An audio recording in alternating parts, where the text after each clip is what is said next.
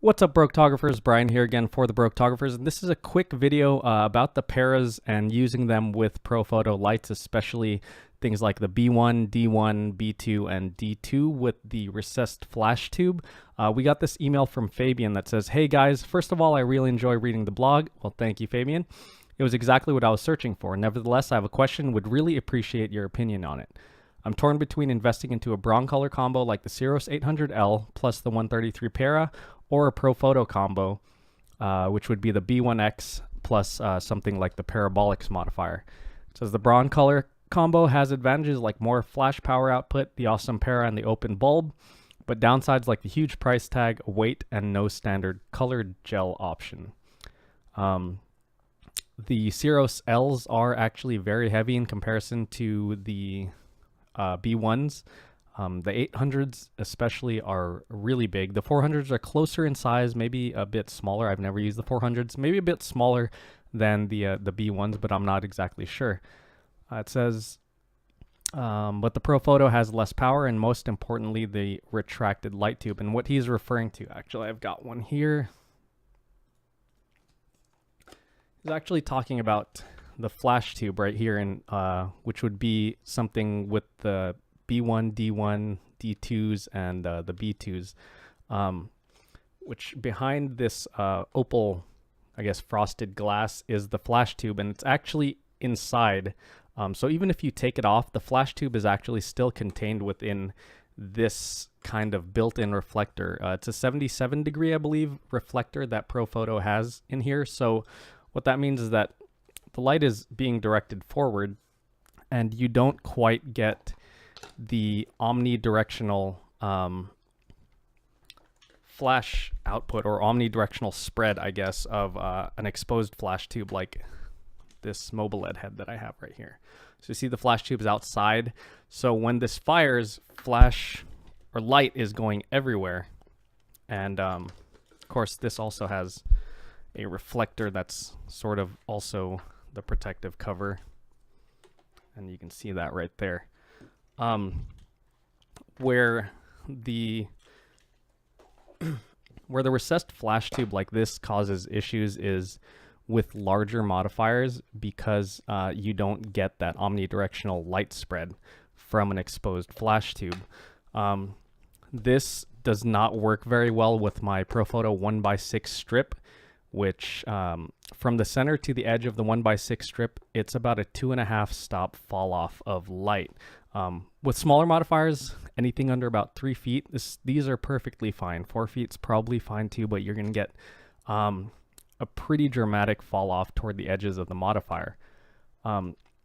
So that's where the problem with that is. Now, as long as you don't move up too much in size with your modifiers, like 4 feet is probably fine.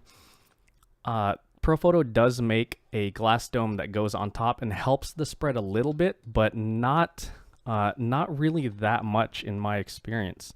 The dome might help you fill something like a 4 foot or maybe even a 5 foot softbox or octa, but you're still going to get the fall off as a result of the flash tube still being, even if you take off this frosted glass, still being inside of this reflector that's built into the B1s and the D2s.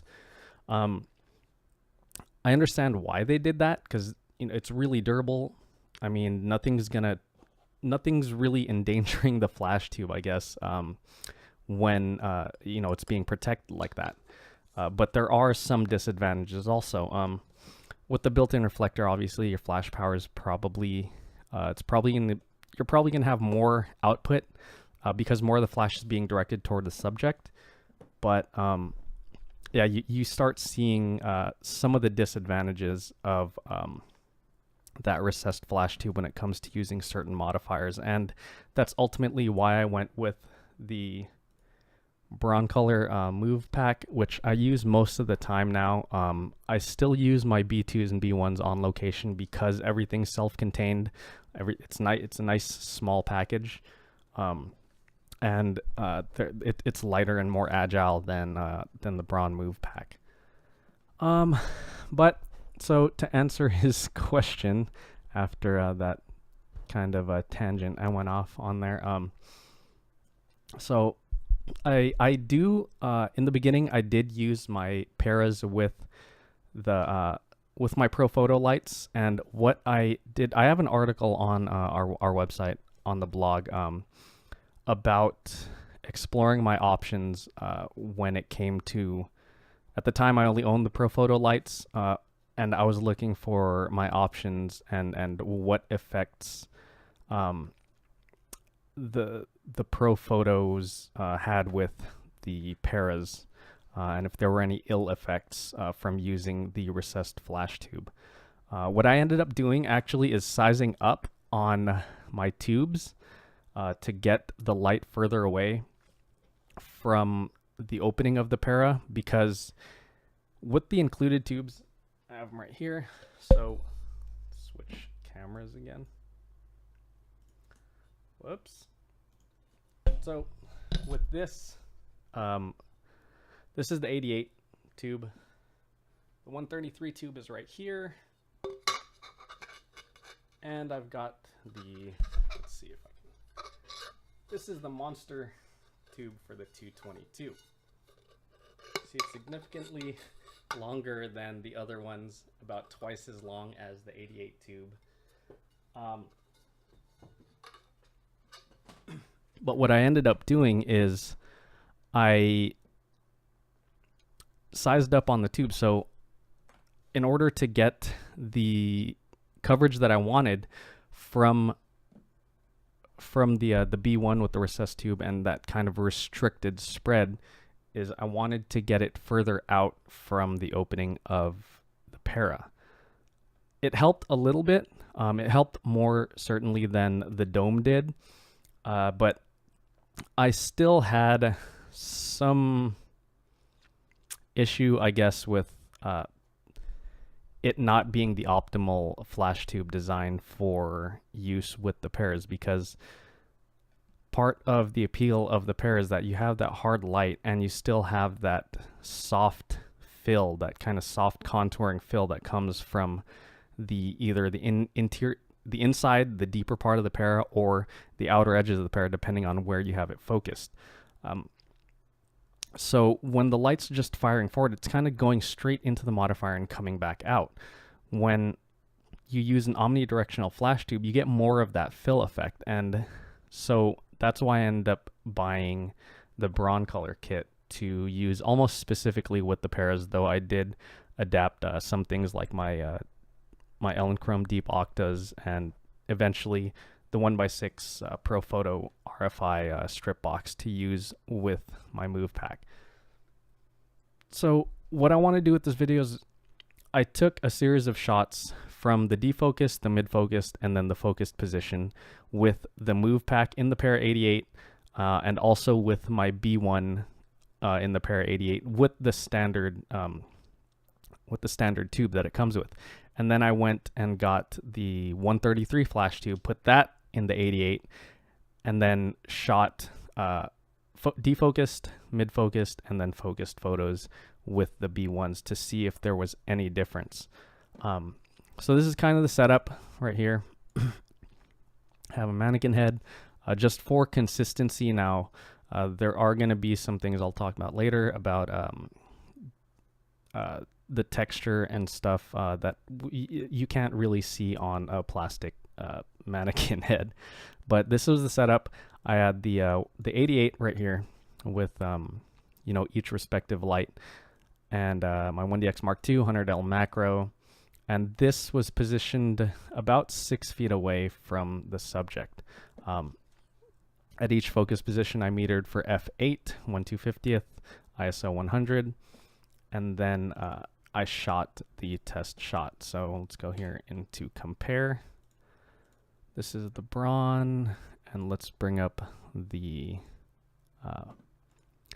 Profoto B1, and these are both in the defocus position. Now they look really similar, a lot closer than I actually expected. Everything looks really close right here with regard to how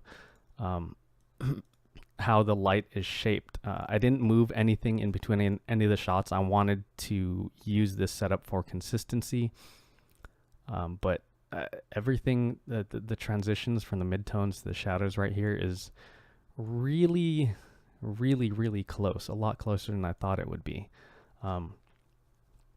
And this is with the 88's normal tube.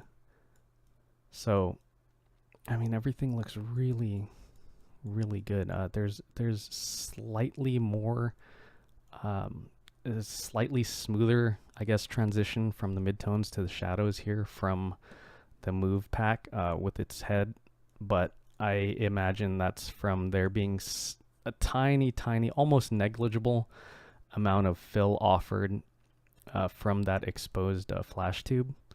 So there is that. I'll be uploading these shots also to download, so if you want to compare them yourself, there will be a link in the description below or on our website at thebroketographers.com. I'm probably going to post this video up on there, and also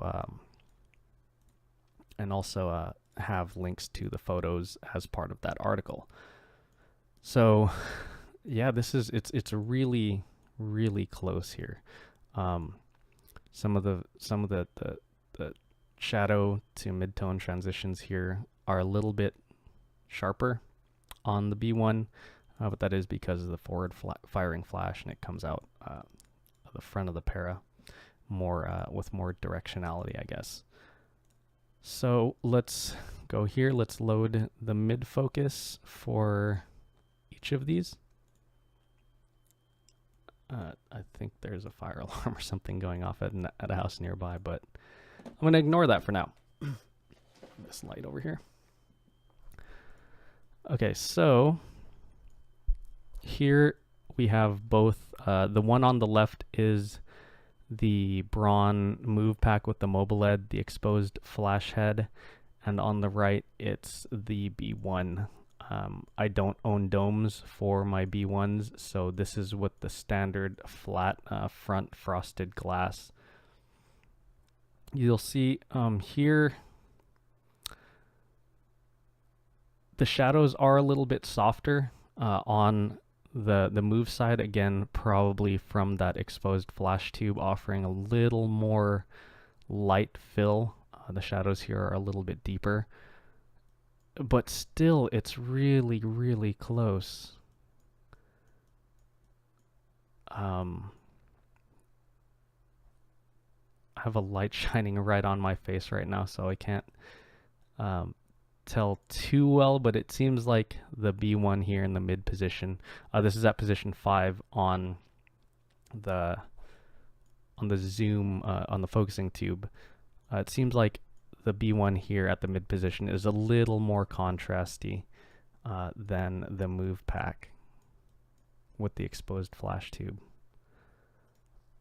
Looking here at the shadows underneath the chin, really close. It seems like the shadows on the B1 are a little bit deeper, but again, not really that much difference. Not as much as I expected, which is surprising. Going here to the zoomed in position. So this is fully zoomed at position 10 on the focusing tube for both the B1 and the Broncolor move pack. So to me, again, not really much difference. Looking at the shadows on both of these, it actually looks like maybe the move pack is a little more contrasty, but also has a good shadow transition. Right now, to me, actually, this looks like it has a better shadow transition underneath the chin.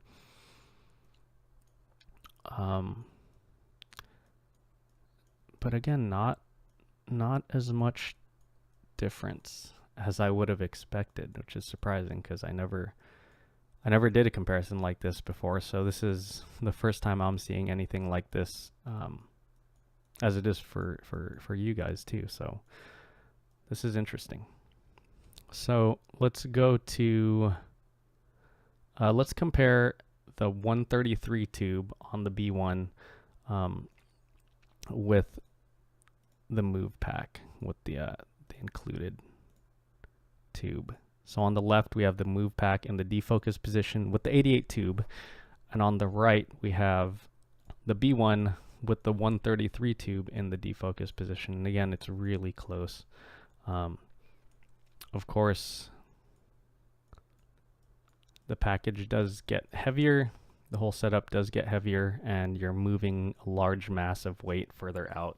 So you're gonna have to sandbag that thing or have an assistant hold it. That's one consideration. And also, you're also going to have to buy the 133 tube, which ends up being, I don't even know how much they are. But this is a lot closer. It even looks like the B1, because it's further out, might have even smoother transitions than the move with the standard tube. Now, I've never tried the move with the 133 tube. I don't imagine that would really make any difference, but this is I can't even tell. For all intents and purposes, I would guess that even using the standard tube that comes with the Para is going to be fine with the B1s, and actually something I'll consider doing now that I've done this and seen that the results are so close. But again, everything looks really good. So let's compare it to the mid-focus position on both. Again, the Bron is on the left, the move pack is on the left with the B1 and the 133 tube on the right. It's still super close.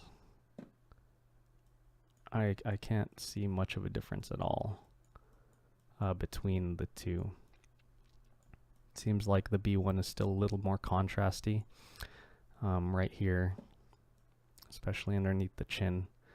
You'll see that the shadows are kind of softened up a little bit better with the exposed flash tube. But not really enough to make that much of a difference. So I guess so let's go ahead and look at the fully focused positions. I don't expect there to be much of a difference at all. But yeah, I guess the B1s, I've even used the Para 133 and the 88 with my B2's and had good results. Looks like there's not really any difference. These shadows right here are a little bit deeper on the B1 fully focused versus the move pack with the mobile LED head fully focused. So, but again, not really, I can't see much of a difference at all between these two. Now, one thing that I do want to mention that you won't be able to tell as much here is textures, and something that I'll probably be testing soon, and something I want to test is to see what effect the exposed flash tube has on textures, both clothing, skin texture especially, which is where we might see a lot more of a difference. Someone outside? A lot more of a difference between the exposed flash tube and the recessed flash tube of the Profoto lights. But from this test, at least with the way the light behaves, not really any difference to my eye. Again, I'll put the photos up so you can make your own decisions, but they're really, really close and much closer than I could have imagined this being. So I'll probably, going forward, know that I can use my Profotos with my Paras and not really have any downsides. So if I need to be a lot more mobile and have a self-contained monolight versus a pack and head system, I will not hesitate anymore to use my B1s with my Paras. So that is this video. Hit the like button. Check out our website at thebrokeographers.com. Like us on Instagram at thebrokeographers. And yeah, check out the blog. We got a lot of stuff there. We got a lot of stuff coming up.